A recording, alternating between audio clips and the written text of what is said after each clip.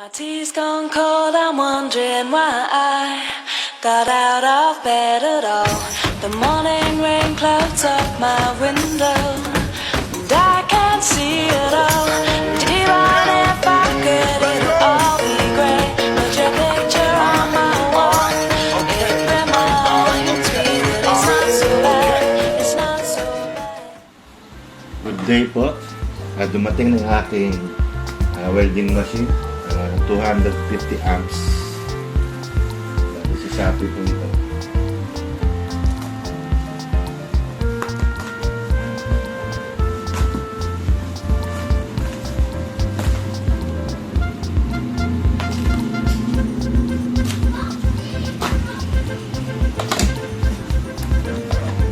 Napalutan.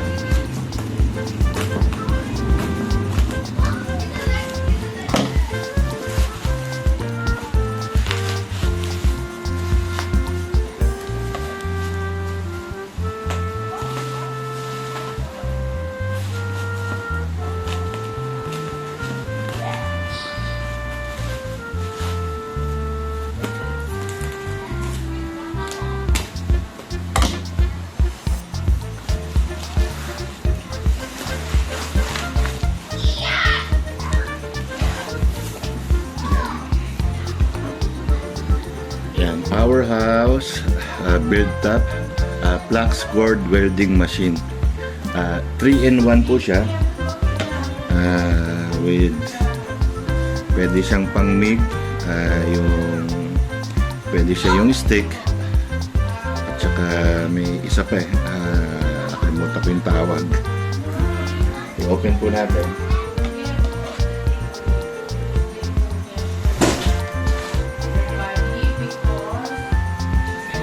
Ano niya, voltage 220 60 Hz, rated max input niya 4 kVA. Ang wire na po pwede pag yung sa ano niya, yung wire ng gasless MIG, 0.9 to 1 to 1.0 mm. Ayan. Buksan na po natin.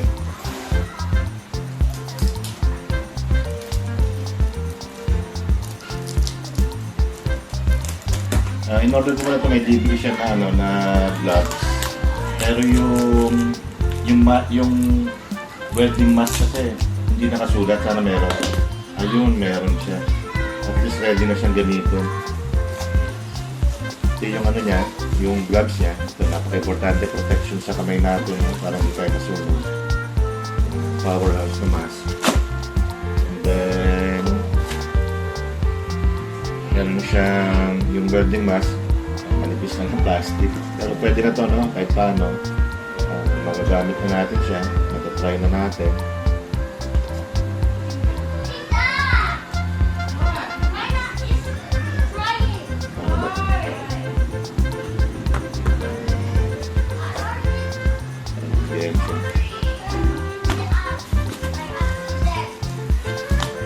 Yung siyang manual. Siguro ito yung ano niya, yung flux wire niya, no? Kalahating kilo. Ano yata ito, 0.45 kilograms, no? Halos kalahating kilo lang siya.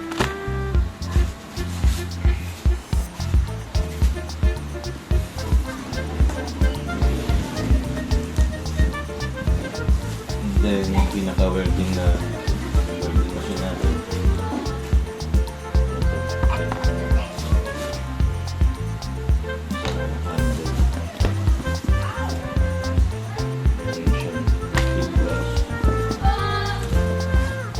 Wire ng ground wire.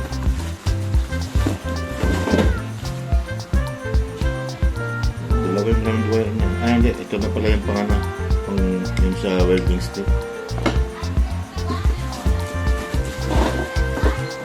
Ito na yung sa ano niya, sa flux niya. Flux is yung wire.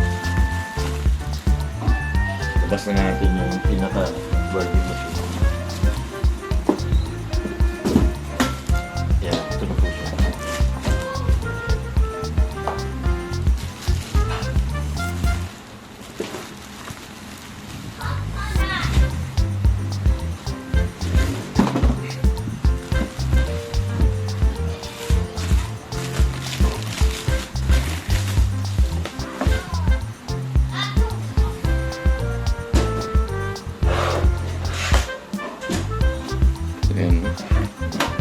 Handy lang talaga siya. Magaan lang.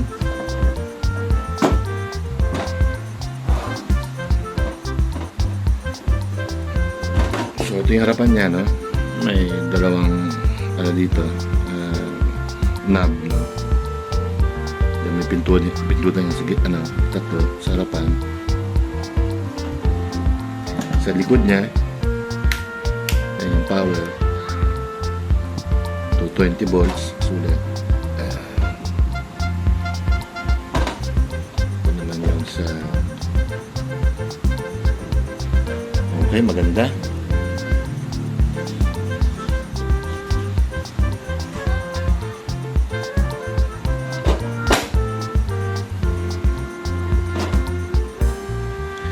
Maayos, walang damage.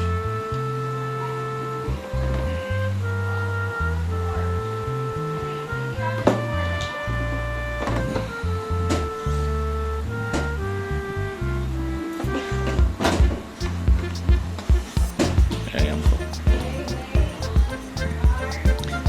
Yan, flux cord welding machine. MX MIGTEC ng Powerhouse. Bali ito po, ano to, ayan, MIG weld 250 tech. Bali 250 amps po ito.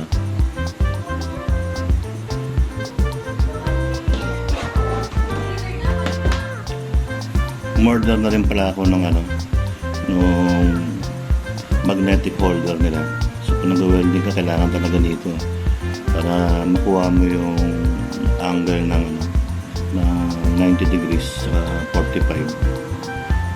So nagdagdag na rin ako ng wire, just in case maubos yung kasama na wire, meron akong stock. So ganun na rin ang kinuha ko, no?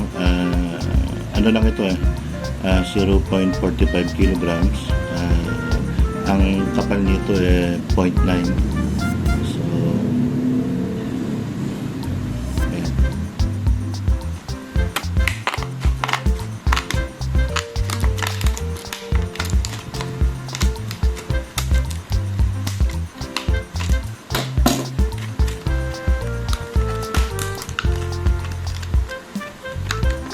Kinuha ko na yung malaki. Meron nito mas maliit 3 inches lang. So itong kinuha ko, yung malaki na para sigurado tayo na kaagat yung magnet niya.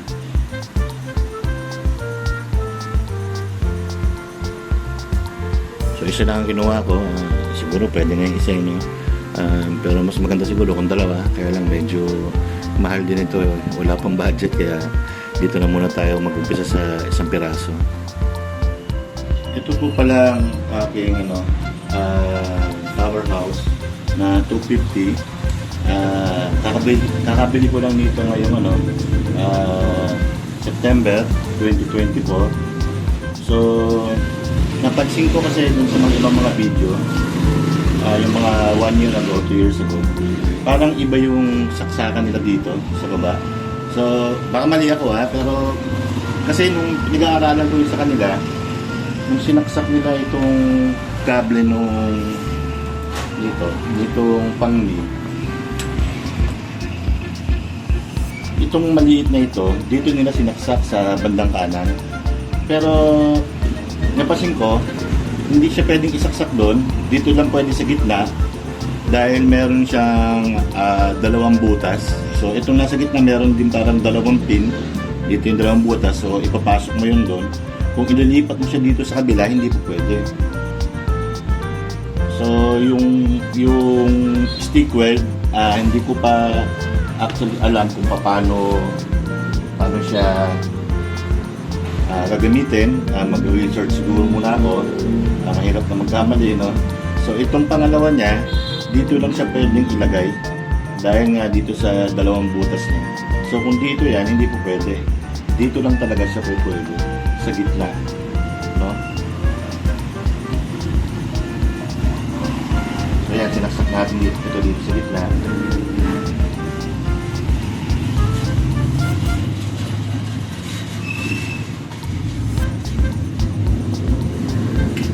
Tapos ito namang ground, yung ground wire niya. So siyempre wala na tayong ibang pwede pagsaksakan kundi dito sa kanan niya, sa right side.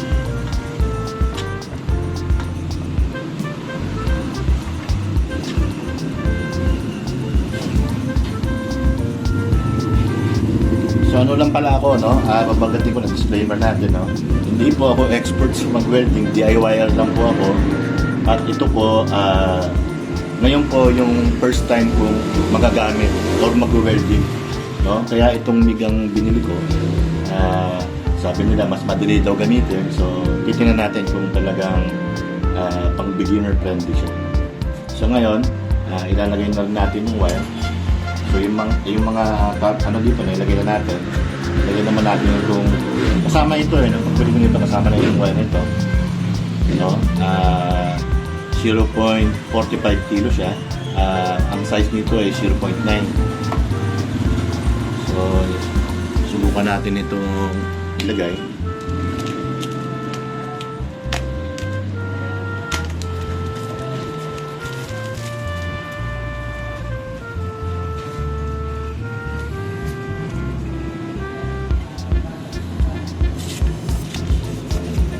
Yan, tsura yan.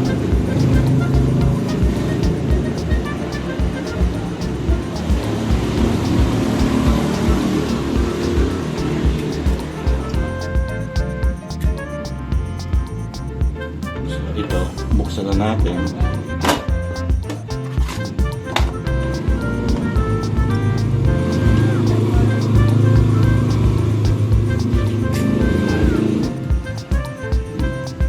Ikot lang ito eh. So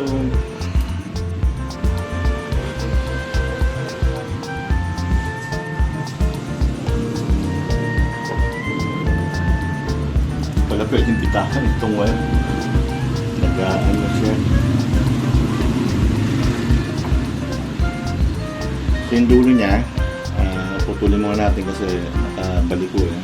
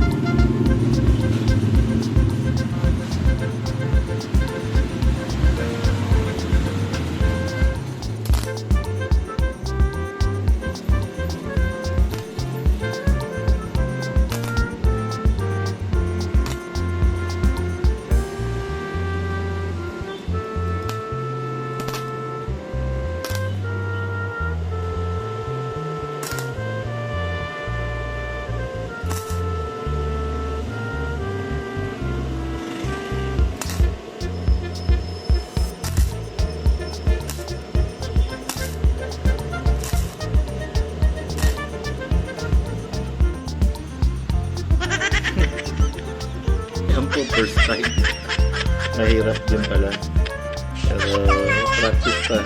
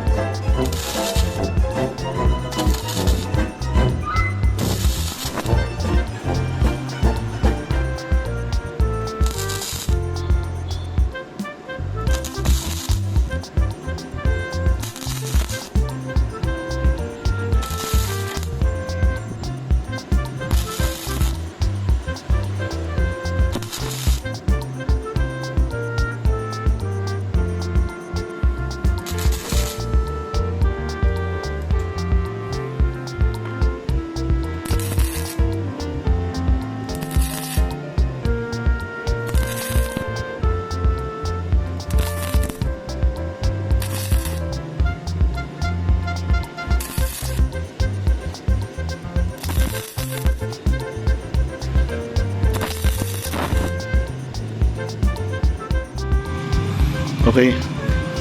Ito na po yung project natin, no? Natapos ko na rin. Siyempre,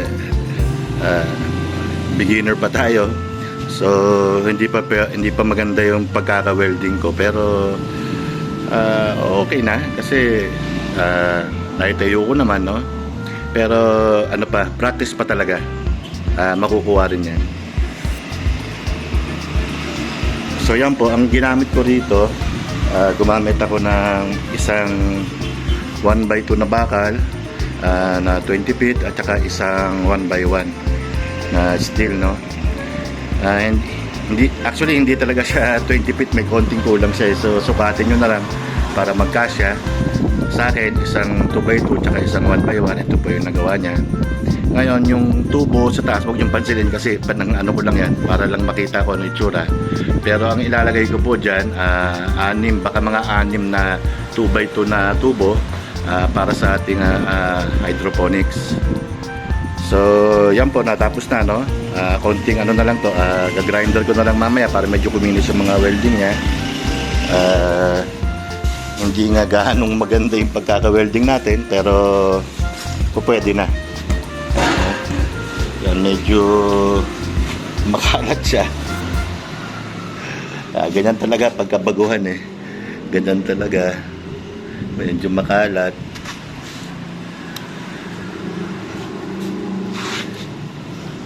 Ayan ang pagkaka-welding ko, no? So, okay naman, ano? Pwede na, pwede nang pagtyagaan. At least, kung may gagawin pa akong mga ganito pa, kasi bala ko gumawa nito, testing muna, isa muna dito. Actually, meron naman ako sa isang ganito nasa baba ng bahay. Pero magdadagdag ako, kaya gumawa ako nito. Medyo mahal nga mag-umpisa, mahal yung materials, mahal din yung welding. So, unti-unti, mabubuo ko rin ito. So, yan po yung ating project. So, success naman ang ating pag-welding gamit itong powerhouse na MIG-weld. Magandang araw mga ka-friendship! Kung nagustuhan niyo po ang ginawa naming content, huwag niyo pong kakalimutang i-like and subscribe. At kung meron po kayong mga suggestion, please comment down below. Maraming salamat!